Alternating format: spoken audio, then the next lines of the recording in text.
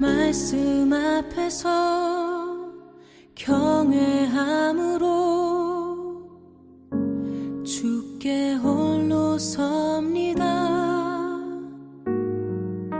생명의 말씀 읽고 순종해 주를 예배합니다.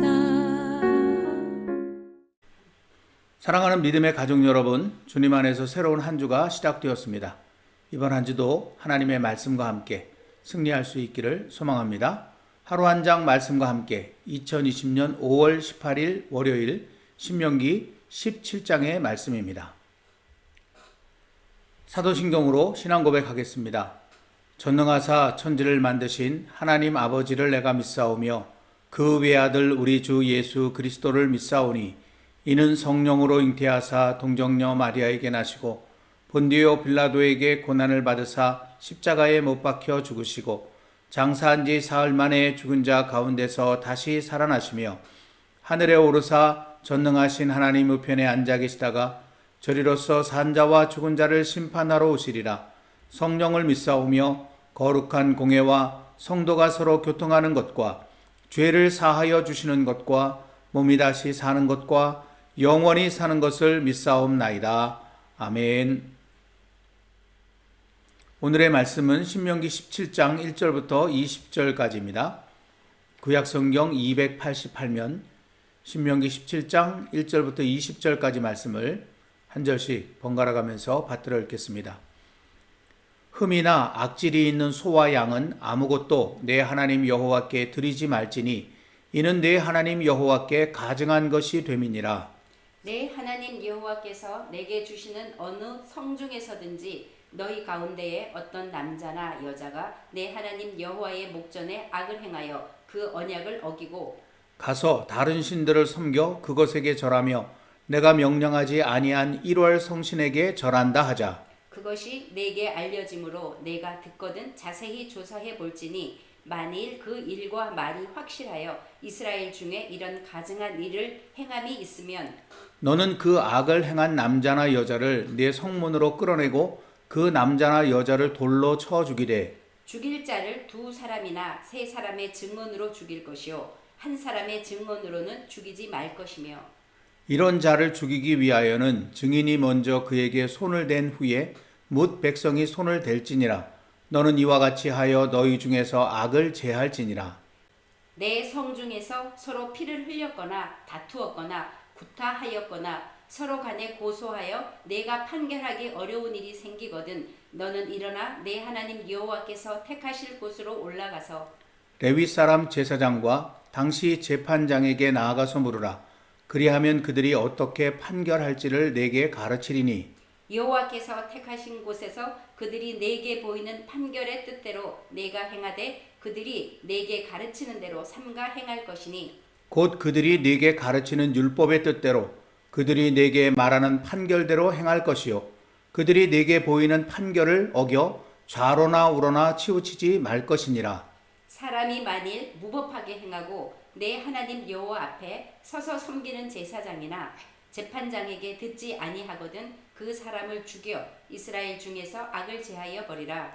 그리하면 온 백성이 듣고 두려워하여 다시는 무법하게 행하지 아니하리라. 내가 내 하나님 여호와께서 내게 주시는 땅에 이르러 그 땅을 차지하고 거주할 때에 만일 우리도 우리 주위의 모든 민족들 같이 우리 위에 왕을 세워야겠다는 생각이 나거든. 반드시 내 하나님 여호와께서 택하신 자를 내 위에 왕으로 세울 것이며 내 위에 왕을 세우려면 내 형제 중에서 한 사람을 할 것이요 내 형제 아닌 타국인을 내 위에 세우지 말 것이며 그는 병마를 많이 두지 말 것이요 병마를 많이 얻으려고 그 백성을 애굽으로 돌아가게 하지 말 것이니 이는 여호와께서 너희에게 이르시기를 너희가 이후에는 그 길로 다시 돌아가지 말 것이라 하셨음이며 그에게 아내를 많이 두어 그의 마음이 미혹되게 하지 말 것이며 자기를 위하여 은금을 많이 쌓지 말 것이니라. 그가 왕위에 오르거든 이 율법서의 등사본을 레위 사람 제사장 앞에서 책에 기록하여 평생에 자기 옆에 두고 읽어 그의 하나님 여호와 경외하기를 배우며 이 율법의 모든 말과 이 규례를 지켜 행할 것이라. 그리하면 그의 마음이 그의 형제 위에 교만하지 아니하고 이 명령에서 떠나 좌로나 우로나 치우치지 아니하리니 이스라엘 중에서 그와 그의 자손이 왕위에 있는 날이 장구하리라. 아멘. 우리는 지금 신명기의 말씀을 따라가며 하나님께서 하나님의 백성들에게 주신 가장 중요하고 기본이 되는 10가지 계명, 곧 10계명의 의미들을 찾아보고 있습니다. 하나님께서는 당시의 상황에 따라 이스라엘 백성들이 실제로 지킬 수 있는 구체적인 세부 규정들 속에 그 10계명의 의미들을 담아 놓으셨습니다. 그래서 지금 우리는 이 세부 규정들 안에 담긴 하나님의 마음을 아는 것을 목표로 말씀들을 나누어 가고 있는 것입니다. 그 결과 지금까지 우리는 10계명의 첫 계명부터 네 번째 계명까지의 의미를 알게 되었습니다. 그것을 잠시 정리해 보면 다음의 표와 같습니다. 여러분이 화면에서 보시는 것처럼 10계명의 1계명부터 4계명까지 세부 규정들이 기록되어져 있는데 1계명, 2계명은 12장에, 3계명은 13장, 14장에, 4계명은 14장, 15장, 16장에 그 세부 규정들이 기록되어져 있는 것으로 우리가 함께 나누었고요. 그 의미들이 이제 오른쪽에 나타나 있는데 이런 세부 규정들을 통해서 발견하게 된 1계명과 2계명의 의미들, 그것은 첫째로 하나님의 백성들이 섬겨야 할 분은 오직 한 분 여호와이시다라는 것과 여호와는 사람이 그 손으로 신상을 만들 필요가 없는 위대한 분이시다라고 하는 사실을 보여주는 것이죠. 3계명은 여호와의 이름을 망령되이 일컫지 말라라고 하는 계명이었는데 그 세부 규정들을 통해서 우리가 깨닫게 되는 것은 첫째, 여호와의 이름을 다른 우상들의 이름보다 하찮게 여기는 자는 하나님의 백성이 아니다라고 하는 것과, 그리고 두 번째로 하나님의 백성들이 거룩하게 살아가는 그런 모습을 통해 이방인들이 여호와께 영광을 돌리게 해야 한다라는 의미를 우리가 발견하였습니다. 그리고 네 번째 계명, 안식일을 지키라라고 하는 계명은 단순히 안식일이 아니라 여호와의 안식일을 지키라라는 그런 의미를 따라서 하나님의 백성은 하나님의 마음을 편케 하고 하나님을 기쁘시게 하는 삶을 살아야 한다. 그리고 그에 대한 구체적인 것으로 우리 가운데 함께 살아가고 있는 하나님께서 사랑하는 자녀들이 고통받지 않도록 하나님으로부터 우리가 받은 여러 가지 것들을 혼자만 누리지 말고 서로 나누는 일에 힘써야 한다라는 그런 말씀을 우리가 함께 나누었었습니다. 이제 오늘은 신명기 17장의 말씀을 통해 다섯 번째 계명의 의미를 찾아보려고 합니다. 먼저 10계명 제5계명이 무엇인지부터 찾아볼 텐데 화면에 나와 있는 신명기 5장 16절 말씀이 그것입니다. 보시는 것처럼 10계명 제5계명은 부모 공경의 계명입니다. 우리는 지금까지 이 계명을 사람으로서 마땅히 지켜야 할 기본적인 도리, 즉 인륜이라는 관점에서 이해하는 경우가 많았습니다. 물론 이 계명 속에는 분명 그런 의미가 있습니다. 지난 어버이 주일에 나눈 말씀처럼 보이는 사람을 사랑하지 않는 자, 보이지 않는 하나님을 사랑할 수 없고 우리가 가장 사랑해야 할 가장 가까이 있는, 그래서 가장 잘 보이는 사람이 바로 부모이기에 결국 부모를 공경하는 것이 하나님을 공경하는 출발점이 된다라고 하는 그런 의미로 이 계명을 함께 살펴본 바가 있습니다. 그러나 신명기에 이 5계명과 관련되어 기록되어져 있는 세부 규정들을 살펴보다 보면 부모 공경의 계명이 더 깊고 더 넓은 의미가 있다는 사실을 우리는 발견하게 됩니다. 신명기 16장 18절부터 오늘의 말씀인 17장 13절까지의 내용은 주로 재판에 관련된 것입니다. 그리고 17장 14절부터 20절까지는 장차 이스라엘을 다스리게 될 왕에 관한 말씀이 기록되어져 있습니다. 그런데 도대체 이런 규정들이 부모 공경의 계명과 무슨 상관이 있는 것일까요? 우리는 그것을 이 규정들 속에 공통으로 등장하는 한 부류의 사람들을 통해서 그 실마리를 발견할 수 있습니다. 먼저 신명기 16장 18절 말씀 속에 보면 거기 재판장들과 지도자들이라는 말이 나오고요. 17장 4절에 자세히 조사해 볼지니라는 말이 나오는데 누가 조사하겠습니까? 마찬가지로 재판장들과 지도자들이 조사하는 것이죠. 또 신명기 17장 8절 9절에도 레위 사람 제사장과 당시 재판장이라는 말이 나타나는 것을 볼 수가 있습니다. 이 모든 사람들이 다 재판과 관련되어져 있는 사람들인데, 그러니까 이 재판에 관련된 규정들 속에 그 일어난 일들을 자세히 살펴서 판결하는 사람들이 나타나 있는 것을 우리가 분명히 찾을 수 있는 것입니다. 실제로 구약시대 이스라엘에는 각 성마다 7명에서 23명으로 구성된 지방재판소가 있었다고 합니다. 그리고 성막 또는 성전이 있는 중앙성소에 상급 재판소가 있었다고 하는데, 이 상급 재판소가 발전되어서 예수님 시대의 예루살렘 공의의 사내들인이 되었다라는 것이죠.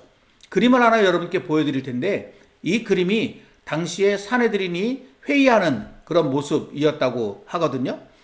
이스라엘 자손들 사이에 일어난 어떤 사건을 자세히 조사하여 그 잘못을 판결하는 바로 이 사람들이 오늘의 말씀 속에 담긴 하나님의 뜻을 아는데 중요한 단서가 되는 것입니다. 이를 위해 우리는 먼저 이 사람들이 어떤 사람들인지 알 필요가 있습니다. 신명기 16장 18절부터 20절까지 말씀에 이 사람들이 재판을 할 때 하나님께서 공의로 재판하라 라고 하는 말씀을 2번씩이나 반복해서 하신 말씀을 찾을 수 있습니다. 이 말씀을 통해서 우리는 하나님께서 재판장들과 그리고 지도자들에게 가장 중요하게 요구하시는 것이 공의라는 사실을 발견하게 되죠. 히브리어로 이 공의라는 말을 체레크라고 그렇게 이야기하는데, 이 공의는 쉽게 말하면 하나님의 뜻을 나타내는 말입니다. 그러니까 백성들을 재판할 때 오직 하나님의 뜻을 따르라 라고 하는 것입니다. 자기 생각대로 자기 마음대로 하지 말고, 또는 어떤 외적인 조건에 따라서 그렇게 모든 것들을 판단하지 말고 오직 하나님의 뜻을 따라서 모든 것을 판결하라 라고 하는 말씀을 하나님께서 이들에게 요구하시는 그런 말씀입니다. 신명기 16장 18절부터 17장까지의 말씀을 읽노라면 이 전체 내용과 전혀 어울리지 않는 것 같은 말씀이 기록되어져 있는 부분이 있습니다. 16장 21절부터 22절까지 말씀, 이어지는 신명기 17장 1절 말씀입니다. 여러분, 이 말씀을 보면 아무 상관이 없는 것 같이 그런 말씀으로 보여지지 않습니까? 그러나 그렇지 않습니다. 이 말씀들 또한 재판장들과 지도자들에 대한 말씀입니다.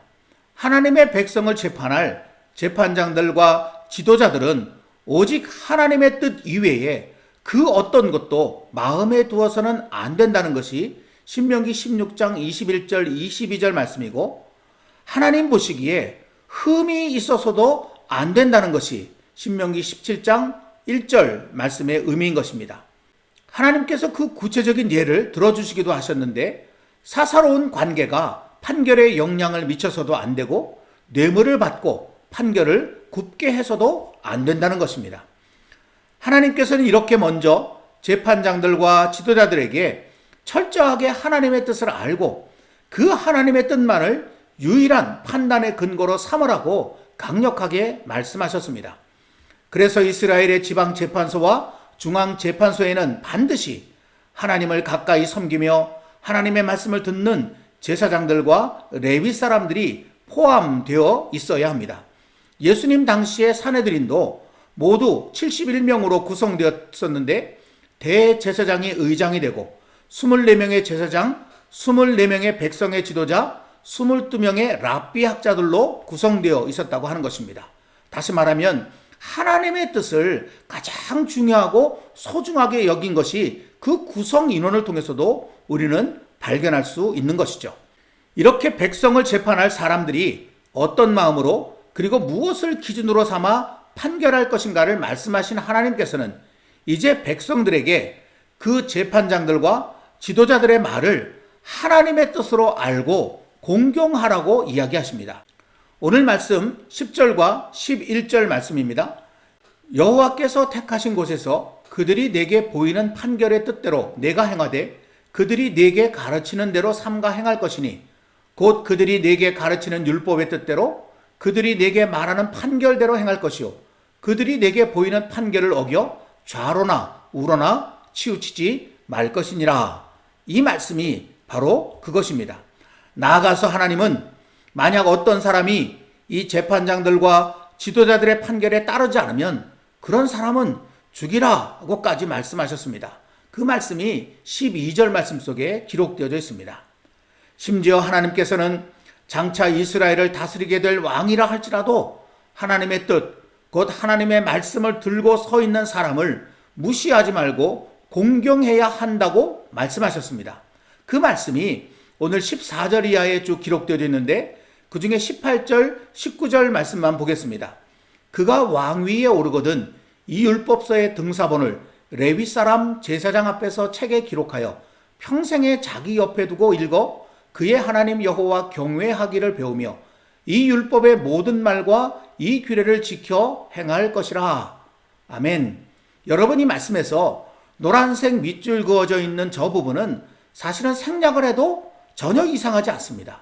그런데 하나님께서 굳이 레위 사람 제사장 앞에서 라고 하는 말을 여기에 기록한 이유가 무엇일까요? 아무리 한 나라를 다스리는 왕이라도 하나님의 말씀의 권위에 복종해야 된다는 것입니다.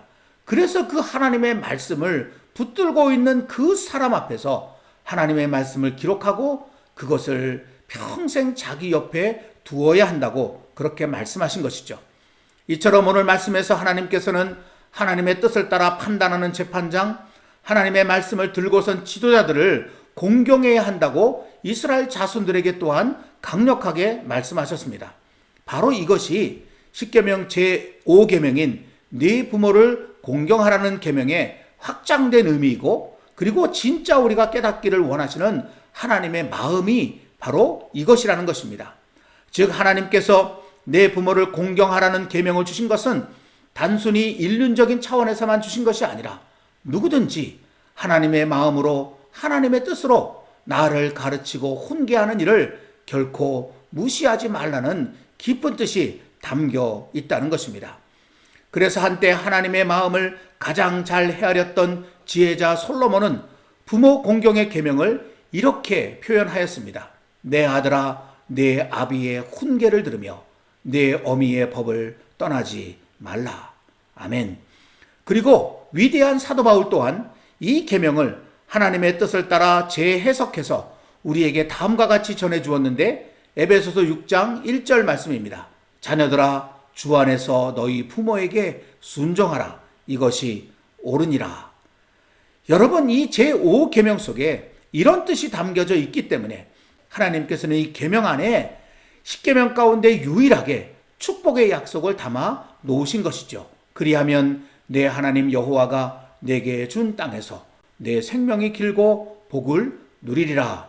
하나님의 말씀이 있는 곳에 복이 있고 그 말씀에 순종하며 살아가는 곳에 그 복을 누리는 삶이 있기 때문에 하나님의 말씀의 권위 앞에 복종하며 살아가는 자에게 이 축복의 약속을 하나님은 해 주신 것입니다. 사랑하는 성도 여러분, 오늘 말씀을 묵상하면서 제 마음에는 두 가지의 질문이 생겼습니다. 첫째는 나는 진정한 부모인가? 라는 질문입니다. 다시 말하면 나는 하나님의 공의를 따라 살아가고 있는가? 나는 하나님의 말씀을 내 삶의 유일한 기준으로 삼고 살아가고 있는가 하는 것입니다. 오늘 말씀 19절의 표현대로 한다면 나는 내 평생에 성경을 늘 내 옆에 두고 읽어 내 하나님 여호와 경외하기를 배우며 이 성경의 모든 말과 규례를 지켜 행하며 살고 있는가? 여러분, 참된 부모의 모습이 바로 이 모습이기 때문에 저는 이런 질문을 마음속에 하게 되었던 것입니다. 이 질문에 자신 있게 대답할 수 없다면 저는 우리 아이들로부터도 그리고 우리 성도들로부터도 공경받을 자격이 없는 사람입니다. 그러기에 오늘 말씀 앞에서 성령님의 도움을 구하며 다시금 다짐해 봅니다. 이제부터라도 공경받는 부모가 되기 위하여, 공경받는 목사가 되기 위하여 내 평생에 성경을 늘 내 옆에 두고 읽어 내 하나님 여호와 경외하기를 배우며 이 성경의 모든 말과 규례를 지켜 행하며 살아가리라 라고 말이죠. 그리고 두 번째 제 마음에 생긴 질문은 나는 나에게 하나님의 말씀으로 훈계하는 그 많은 부모들을 진정 공경하고 있는가 라는 질문입니다. 생각해보면 저희의 부족함과 잘못을 아픈 마음으로 지적하고 깨닫게 하려는 이들이 많이 있었고 지금도 있습니다. 그러나 많은 경우 저는 그들을 공경하기는커녕 자기는 뭐가 잘났기에 그러냐고, 내 삶은 내가 더 잘 알아서 할 테니 상관하지 말라고 그들의 말을 무시하고 제멋대로 살아왔습니다. 하나님께서는 오늘 말씀에 그런 자들은 죽이라고 하셨는데, 그런 면에서 지금 제가 살아있다는 것은 은혜입니다. 그러기에 이제라도 다시 말씀 앞에서 마음을 모아봅니다. 누구든지 사랑으로 내게 하나님의 뜻을 일깨우는 일을 소중히 여기며 살겠다고 말이죠. 더불어 그것이 하나님의 뜻인지 확실히 알 수 있는 마음을 내게 달라고 하나님 앞에 간절한 마음으로 기도드리게 되는 것입니다. 바라기는 오늘의 말씀 앞에 선 저와 여러분 우리 모두 내 부모를 공경하라 하신 하나님의 깊은 마음을 잘 헤아려 마땅히 공경할 자를 공경할 뿐만 아니라 나 자신이 공경받을 수 있는 자로 살아가는 그런 축복을 누리게 되기를 우리 주님의 이름으로 간절히 기원합니다. 오늘은 435장으로 함께 찬송하겠습니다.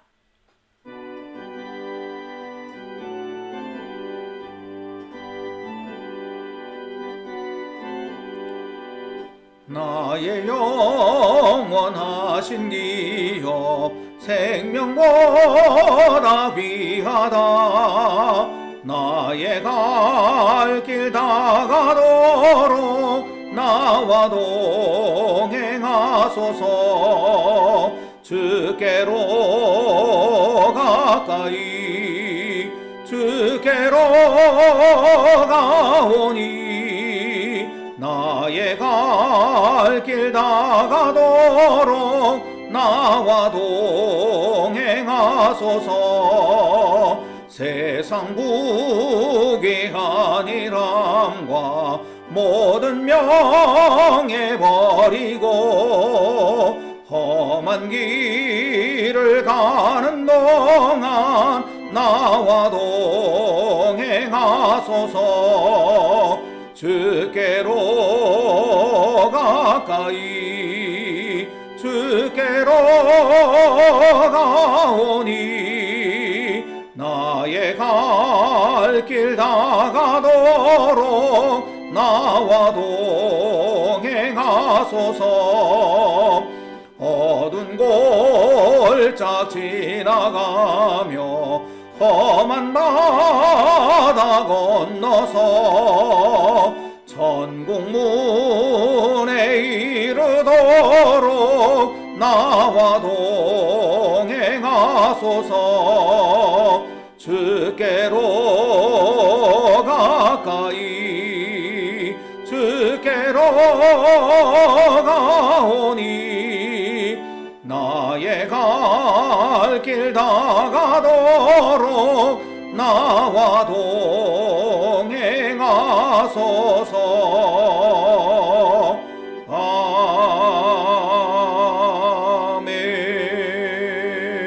아멘.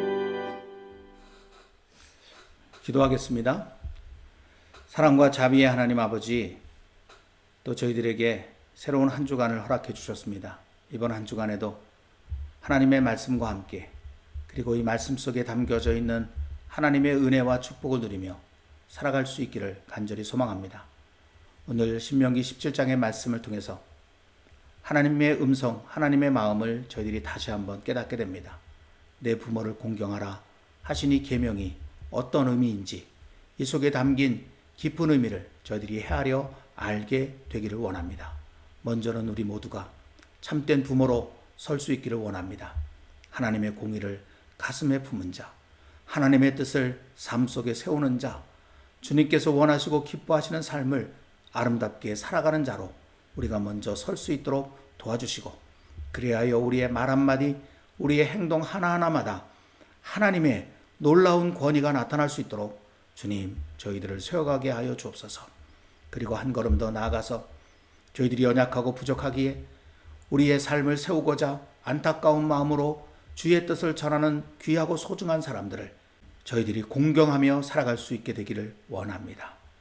그 뜻을 아름답게 받들고 섬기며 살아갈 때 우리의 삶이 점점 더 주님 앞에 바르게 세워져 갈 것이며 마침내 하나님이 약속하신 축복의 삶으로 들어가게 될 줄로 믿사오니 그런 아름다운 삶이 저와 우리 마드리드 한인 장로교의 모든 하나님의 가족들의 삶 속에 이루어지게 하여 주시옵소서. 예수님의 이름으로 간절히 기도하옵나이다. 아멘. 찬양과 함께 좀 더 깊은 기도의 시간을 하나님 앞에 드릴 수 있게 되기를 소망합니다.